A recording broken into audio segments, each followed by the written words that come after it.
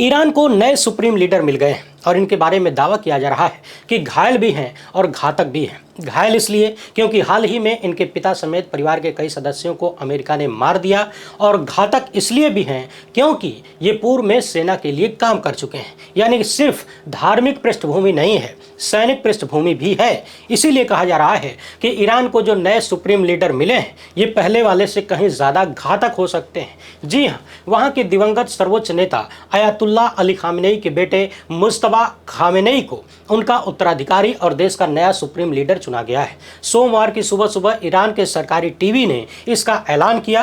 कुछ दिनों पहले यानी 28 फरवरी को इजरायली हमले में ईरान के पूर्व सर्वोच्च नेता की हत्या कर दी गई थी। लंबे समय से मुज्तबा खामेनेई को इस पद के मजबूत दावेदारों में माना जाता था। हालांकि इन्होंने कभी भी कोई निर्वाचित या औपचारिक सरकारी पद नहीं संभाला और न ही कोई ऐसा सिग्नल दिया जिससे ये माना जाए कि सर्वोच्च नेता का पद इन्हें ही मिलेगा, ये फिक्स है।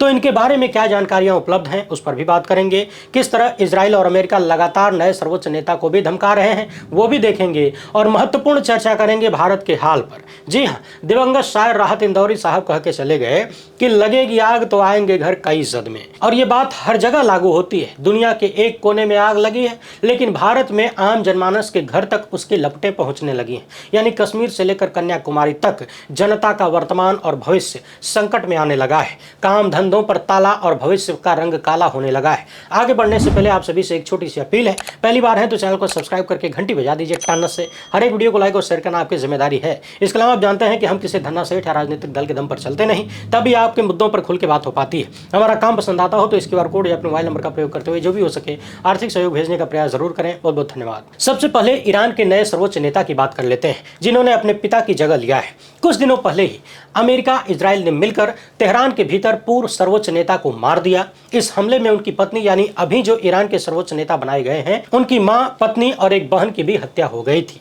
मुज्तबा वहां मौके पर मौजूद नहीं थे इसलिए उनकी जान बच गई। अब ईरान की असेंबली ऑफ एक्सपर्ट्स जिसमें 88 धार्मिक संस्थाओं के सदस्य होते हैं, इन्होंने मुज्तबा को नया सुप्रीम लीडर चुना है। इस संस्था का काम होता है देश के सर्वोच्च नेता का चयन करना। संस्था के लोगों ने देश भर के लोगों से नए नेता के प्रति निष्ठा और एकता बनाए रखने की अपील किया है। इनके पिता 36 साल तक ईरान के सर्वोच्च नेता बने रहे। पिछले कुछ सालों में चर्चा हो रही थी कि मुज्तबा को अपने पिता का उत्तराधिकारी माना जा सकता है। अल जजीरा लिखता है कि मुज्तबा के बेहद गहरे संबंध हैं ईरान के इस्लामिक रिवॉल्यूशनरी गार्ड्स कॉर्प्स यानी सेना से।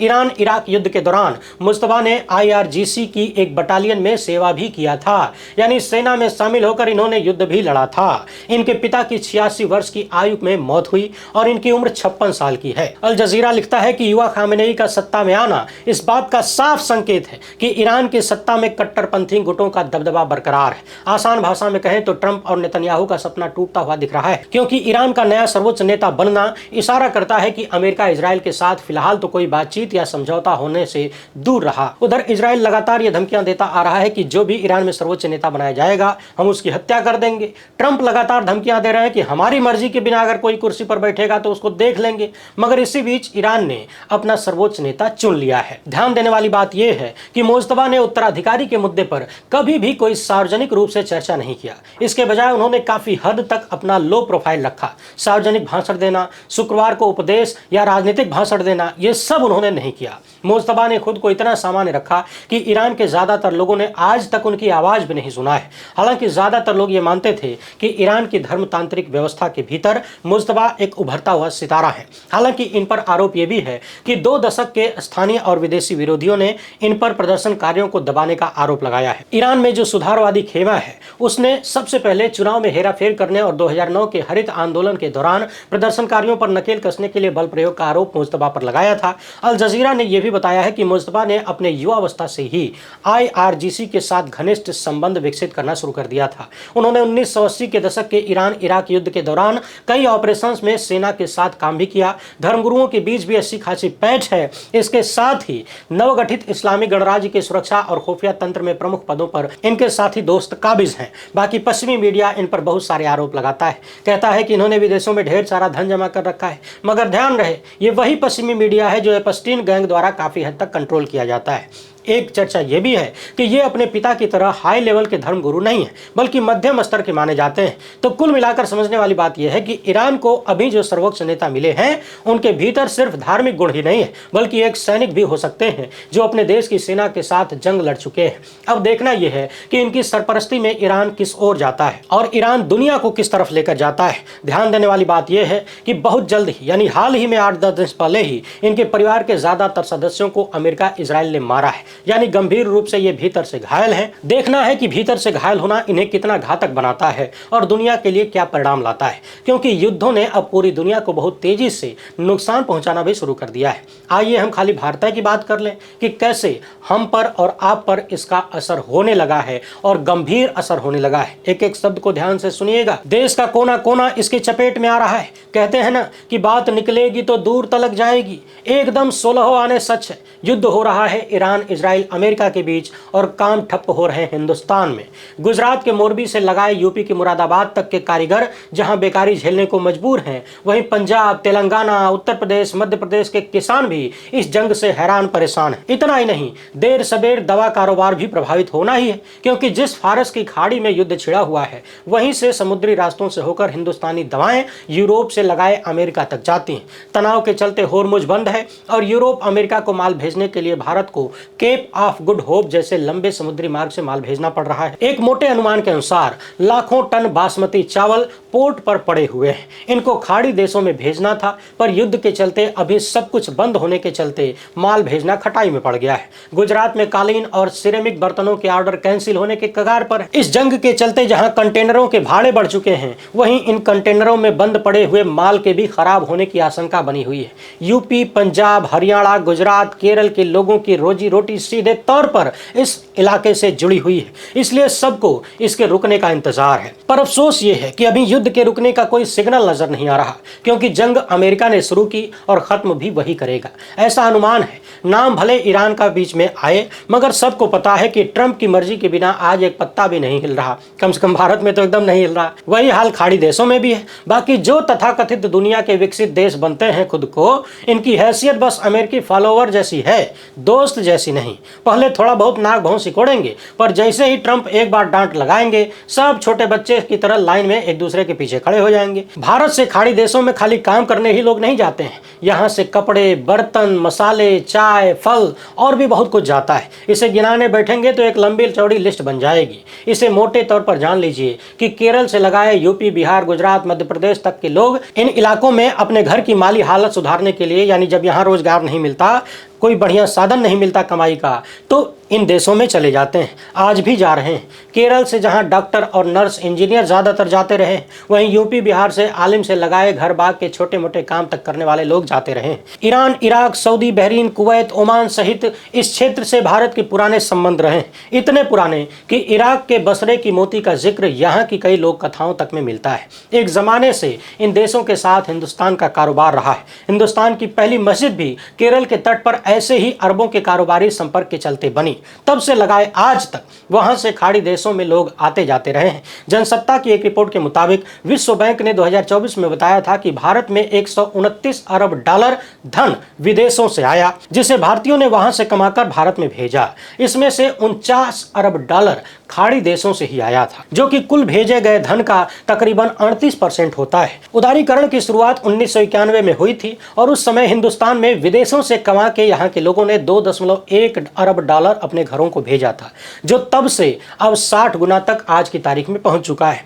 ऐसे ही तेल के मामले पर जब आप गौर फरमाते हैं, तब पाते हैं कि उस समय जहां तेल के मामले में इन क्षेत्रों पर हमारी निर्भरता 77% थी, आज 87% तक आ चुकी है। उस वक्त महज 20 लाख लोग खाड़ी देशों में काम करते थे, आज ये तादाद 1 करोड़ के आसपास पहुंच चुकी है। ये सब लोग सऊदी अरब, यूएई, कतर, कुवैत में किसी न किसी क्षेत्र में काम कर रहे हैं। एक आंकड़े के अनुसार 20% केरल, 20% महाराष्ट्र से लोग हैं, तो तमिलनाडु से 10%, तेलंगाना से 8% और कर्नाटक से 7.5% लोग इन क्षेत्रों में काम करते हैं। कुल मिलाकर 1 करोड़ लोग जहां इन देशों में सीधे तौर पर काम कर रहे हैं, वहीं भारत में रहने वाले करोड़ों लोग अप्रत्यक्ष रूप से जुड़े हुए हैं। गुजरात का मोरबी ही हर साल लगभग 3 अरब डॉलर का सिरेमिक प्रोडक्ट कतर, सऊदी और यूएई को एक्सपोर्ट करता है। ऐसे ही चाय हमारी 41% तक के आसपास इसी इलाके में जाती है, यानी भारत का जो एक्सपोर्ट है चाय का, वो लगभग 41% इसी क्षेत्र में जाता है। चाय बोर्ड के हिसाब से सिर्फ ईरान और इराक में ही बीते साल 114.55 मिलियन किलो चाय बेची गई। जिस तरह से इस इलाके में सब कुछ बंद हो चुका है, उससे तो यही लग रहा है कि भारत भी इस लड़ाई का कहीं न कहीं खामियाजा बड़े स्तर पर भुगत रहा है और आगे भी भुगतेगा। आसार तो यही लग रहे हैं, इससे इनकार बिल्कुल नहीं किया जा सकता। आज की तारीख में इन इलाकों में भारत से भेजे जाने वाले बासमती चावल के दाम भी 7% के आसपास घट चुके हैं। साथ ही ऑर्डर भी कैंसिल हो रहे हैं, भुगतान अलग फंसे पड़े हैं। भाड़ा जहां बढ़ा है वहीं जहाज के ईंधन के दाम भी बढ़ चुके हैं, इंश्योरेंस भी बढ़ चुका है। तमिलनाडु में कपड़े का स्टॉक जमा हो चुका है। कुल मिलाकर स्थिति गंभीर हो चली।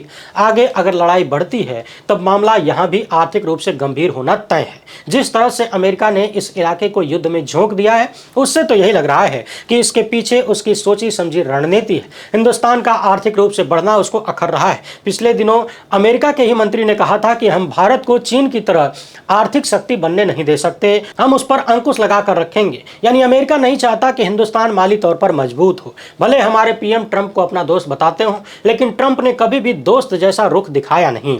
ऐसा सिर्फ हम नहीं कह रहे, हर हिंदुस्तानी को महसूस हो रहा है। अभी भी इस मामले पर जिस तरह से उसने भारत को रियायत देने की बात की है, उसमें रियायत कम तिजारत ही ज्यादा दिखती है। जब होर्मुज बंद हो चुका है और यूरोप अमेरिका को जाने वाले जहाज अफ्रीका का चक्कर लगाकर जा रहे हैं, ऐसे में अमेरिका का 30 दिनों तक ही भारत को रूसी तेल खरीदने की अनुमति देना बहुत कुछ बता रहा है। और अनुमति देना ही अपने आप में बहुत ज्यादा गंभीर है। सवाल उठता है कि क्या भारत संप्रभु देश है? उधर अमेरिका को लग रहा है कि अभी जो जहाज में समंदर में तेल फंसा हुआ है, पहले उसको वहां से हटा दो। जो तेल समंदर में टैंकरों में भरे पड़े हैं, उसको खरीदने के बाद तो हिंदुस्तान सिर्फ अमेरिकी तेल ही खरीदेगा। अमेरिका मान चुका है ऐसा। अब आइए इस तेल के खेल को भी समझ लें। अमेरिका के वित्त मंत्री स्कॉट बेसेंट एक्स पर एक दिन बताते हैं कि दुनिया के बाजार में तेल के प्रवाह को बनाए रखने के लिए अमेरिकी वित्त विभाग भारतीय तेल शोधक कारखानों को रूसी तेल खरीदने के लिए 5 मार्च से 4 अप्रैल 2026 तक यानी कुल 30 दिन तक छूट प्रदान करता है। विशेषज्ञों की माने तो आज समंदर के बीच 14.5 करोड़ बैरल रूसी तेल फंसा हुआ है और इसे भी भारत को जल्दी खरीदना होगा। यदि ये सौदा कहीं लेट लतीफी का शिकार होता है तो हिंदुस्तान को और भी काफी नुकसान उठाना पड़ सकता है, क्योंकि रेट बढ़ने के भी प्रबल आसार हैं। फरवरी 2026 में जहां रूसी उराउल्स क्रूड दूसरे तेल से $13 प्रति बैरल सस्ता था, आज वही तेल दूसरे तेल से $4 से $5 प्रति बैरल महंगा हो चुका है। हालांकि सस्ते रेट वाले तेल के हिंदुस्तान पेट्रोलियम कॉर्पोरेशन लिमिटेड ने लड़ाई छिड़ने से पहले ही 2 कार्गो खरीदे थे, लेकिन उनकी हैसियत ऊंट के मुंह में जीरा भी नहीं है। अपने देश में लगभग 55 लाख बैरल तेल का रोज का खर्चा है। एक बैरल में तकरीबन 159 लीटर तेल आता है। इसी से अंदाजा लगाइए कि अमेरिका को क्यों रूस से तेल खरीदने से परेशानी है। अभी तक हिंदुस्तान 36% अपना तेल रूस से खरीदता आया है। यही अमेरिका को आंख में गड़ता है कि भारत को सस्ता तेल मिल रहा है और रूस को पैसा मिल रहा है। इसी के लिए वो अमेरिकन ट्रेड डील के लिए परेशान था, जिसको अंजाम तक उसने पहुंचा भी लिया है। किस डर के कारण पहुंचा लिया है, कैसे धमकाया है, ब्लैकमेल किया है, ये तो भगवान ही जाने या विश्वगुरु। सवाल ये है कि क्या अमेरिका अब दुनिया के हर देश की विदेश नीति, व्यापार नीति अपने हिसाब से बनाएगा, चलाएगा? होना तो नहीं चाहिए, पर हो रहा है। लग तो यही रहा है। जिस तरह से अमेरिका चाह रहा है किसी भी देश के बारे में अपनी राय को सही साबित करवाने में जुट जा रहा है, और इसके लिए यदि सामने वाले देश प्रेम से बात मान ले तो ठीक, नहीं तो युद्ध का विकल्प भी हो सकता है। ऐसा अमेरिका बार बार दिखाने की कोशिश कर रहा है। ईरान युद्ध में उसने देख लिया है कि कौन किसको कितनी और कैसे मदद कर रहा है और आगे भी कैसे कर सकता है। उसका खाका पेंटागन और व्हाइट हाउस में खिंच चुका है। वैसे तो लड़ाई कभी भी किसी भी कीमत पर फायदेमंद होती नहीं और आगे भी नहीं होगी। इसे हम हिंदुस्तानियों से बेहतर कौन जान सकता है। फिलहाल समूची दुनिया के भीतर तनातनी की स्थिति बनी हुई है। दुनिया के हर हिस्से में लड़ाई 2 मोर्चों पर लड़ी जा रही है। एक है आर्थिक और दूसरी है सामरिक। अगर आप आर्थिक रूप से ठीक हैं और सामरिक रूप से कमजोर, तब भी आप निशाने पर हैं। यदि आप सामरिक रूप से भी मजबूत हैं और आर्थिक रूप से भी मजबूत हैं, तब भी आप युद्ध का मैदान बनने के खतरे से बाहर नहीं हैं। सिर्फ एक ही बात आपको खतरे से बचा सकती है, और वो है अंकल सैम की रॉयल्टी, यानी लटकासन। जितना बढ़िया लटकासन आप कर सकते हैं, युद्ध से उतनी बढ़िया सुरक्षा आपको मिलती रहेगी। वीडियो पसंद आई हो तो ज़्यादा लोगों तक पहुंचाएं। पहली बार है तो चैनल को सब्सक्राइब कर लीजिए। हमसे जुड़ने के लिए बहुत बहुत धन्यवाद।